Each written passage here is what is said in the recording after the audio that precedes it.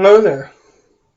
Tonight's shave is going to be with a 1968 Gillette Super Adjustable. It's one of Gillette's adjustable range of razors. It's also known as a Black Beauty. This is the shorter handled version, although this handle is not short by any means. It's a bit longer even than the slim handle, but it is the shorter handled. Of the two, I've got it set on setting 4, and I'm using a Gillette 7 o'clock sharp edge, which is the 7 o'clock yellows.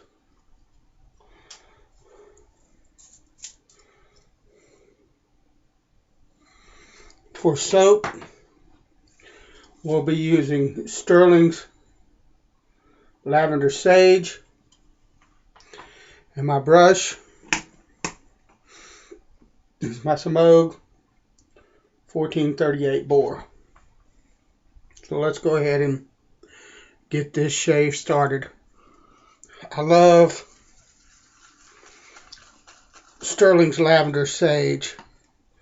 It's a wonderful soap. When I first got it, all I got out of it was a sage scent. I didn't really catch the lavender that was in it. As I shaved with it more and more, the lavender began to poke through, sort of. Lavender's like that. Lavender's used in a lot of things, and it has a tendency to hide up under other scents. You don't always get it right away, but it has a habit of, at least for me, of sneaking up on you. And now, when I lather this soap, it has a wonderful lavender aroma to it. Yes, the sage is prominent in it, but the lavender is just absolutely wonderful in this soap. And to me, it's done in a very, I don't know if I want to say sophisticated way, but a very skilled manner. And so it's just a wonderful soap. There's been a complaint about Stirling, and it's justified, that it has, some of the Stirling soaps have like an animal scent underneath. I don't know what that is, because it's not present in this soap. It's not present in Sharp Dressed Man, Marguerite's in the Arctic. It's not present in Ozark Mountain. It's not present in the Stirling soap. The Stirling Spice. It seems like it's just present in some of Rod's soaps, and I don't know what it is. Some of the soaps, it doesn't bother me that it's there. It actually fits.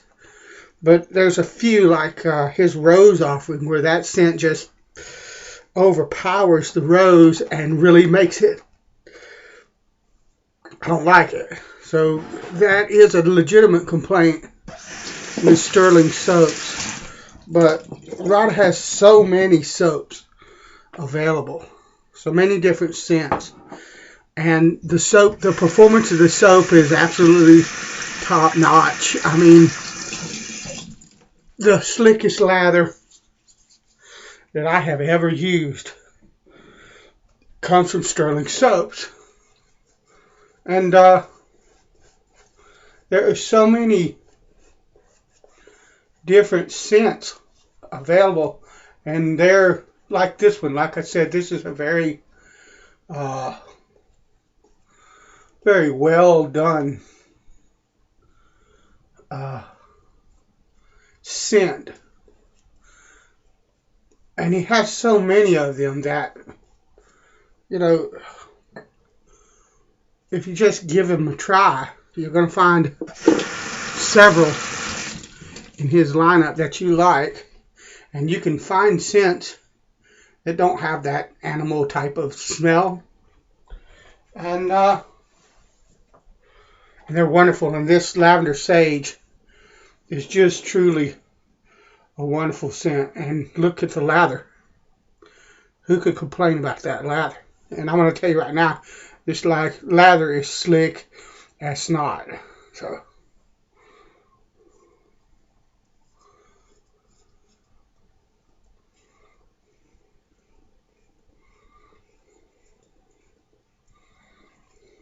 I literally love Stirling's soaps.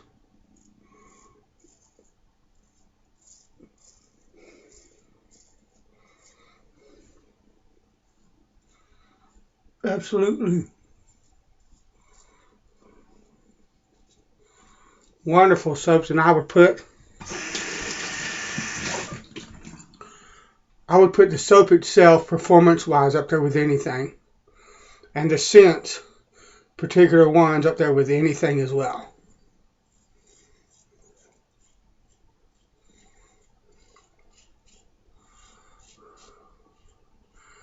This Sharp Edge, the first time that I used it,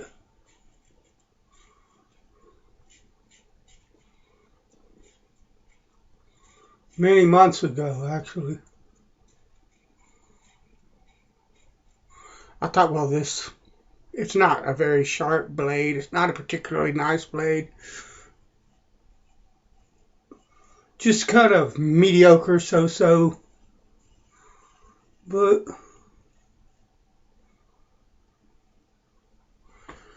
I was wrong about that. The more that I shave with this blade, the more I appreciate that it is very sharp. But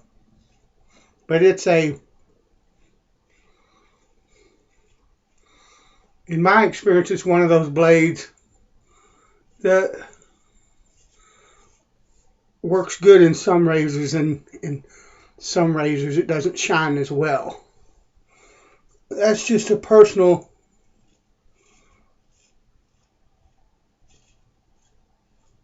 observation. Keep in mind that blades, there's an old saying in wet shaving, your mileage may vary. Well, with blades, that's the biggest. Your mileage may vary involved in wet shaving, in my opinion, is blade preference. It's incredibly personal. I think the reason is that it's what does the actual cutting, and it's the thing that you feel the most against your skin. And everybody's skin is different. Everybody's face is different. Everybody's tolerance for different things is different. And so it follows that that's going to be the biggest variable in shaving. Is going to be the edge, whether we're talking single edge blades, double edge blades, a straight razor, a shavette, doesn't matter. That interface between the edge and the face, the skin on your face, that's going to be the most crucial thing in the whole bunch, and it's going to make a difference.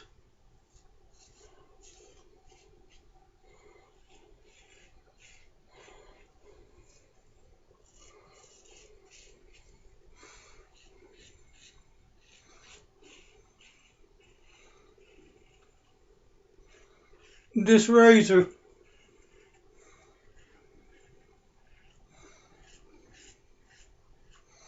I've shaved with probably 3 or 4 times.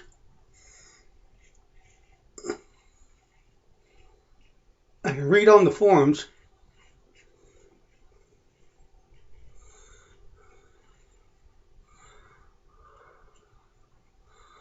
The consensus of a lot of wet shavers that own them is that the head on this razor is pretty much identical to a slim. It looks like it, but this razor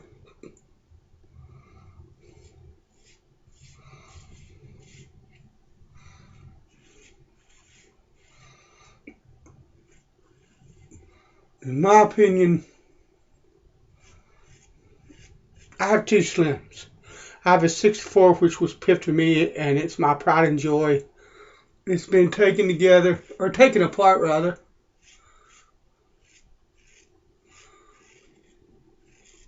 professionally by Captain Murphy. A lot of you guys know who I'm talking about.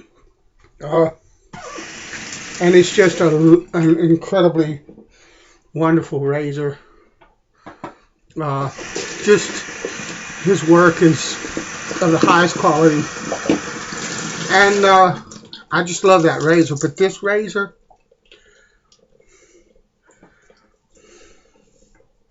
is more aggressive than that razor. But it's smoother. I've got this set on 4. And this is equal probably to a setting of 5 or 6 on that Gillette. I don't know why. I think maybe this one hasn't been adjusted. I just got it in the wild. Or maybe somebody dropped it or did something to it that changed the gap in it. I don't know. I have a 68 slim that's on par with this. So, go figure. You know, people can say what they want about, well, this is just like that or whatever.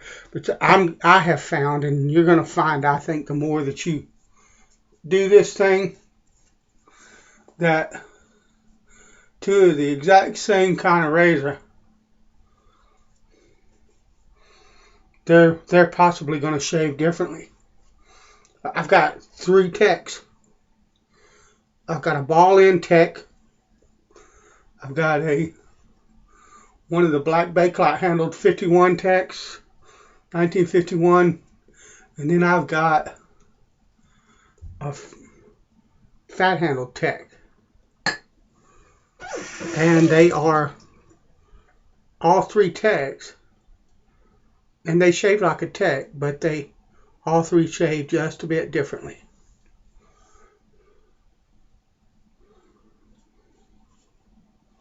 So that's something to keep in mind when you start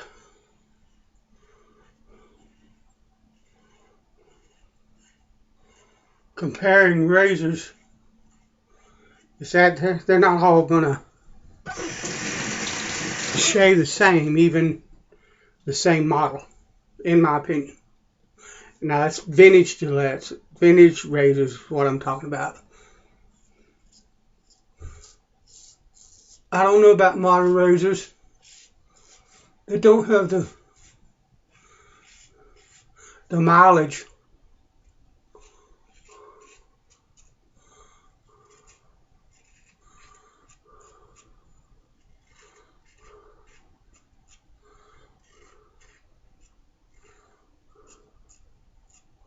or the years on them.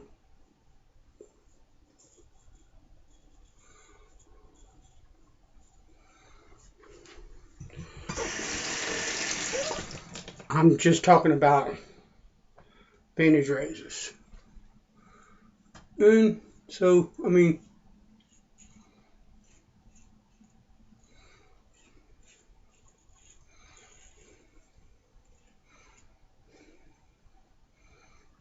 that's been my experience.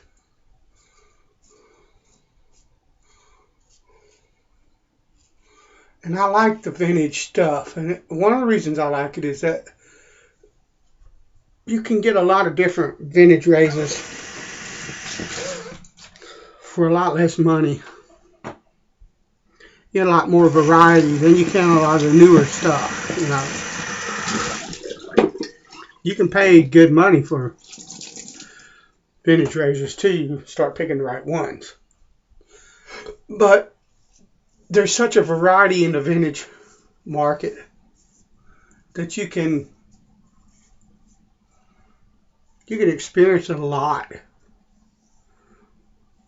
of different razors for not a lot of money. But also I like them because, in my opinion, when I hold them in my hand, when I hold this razor in my hand and I take a three-piece razor, even a vintage three-piece razor, hey, I like TTOs. I like the adjustables. The weight of them are wonderful. They feel solid and they feel really well made. Not that the new and the tech and the old type and stuff like that don't. They're just in a different way. But I mean, that's a beautiful, beautiful design. And I'm not knocking the modern stuff. There's some beautiful modern designs out there. But that's brass and nickel. And the handle is aluminum, I believe.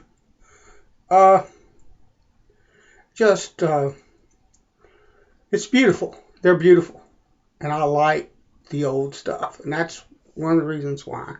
And it doesn't hurt that, I started shaving with a black handled Super Speed in the early 70s.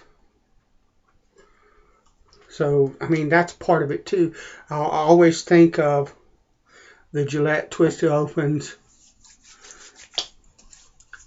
as fine tools to shave with. And so they trip my trigger. You got to do what you like. The same way with stuff like reknotted vintage brushes and stuff. That stuff trips my trigger. And to be honest, I don't spend a lot of time trying to figure out why. I just know I like it. So that's what I go for. So, alright, that's been the shave. I finished off with some Procter & Gamble Old Spice. And wonderful shave. Nice and smooth. Beautiful razor and soap. God bless you. And I'll see you all over the shaving world. Later.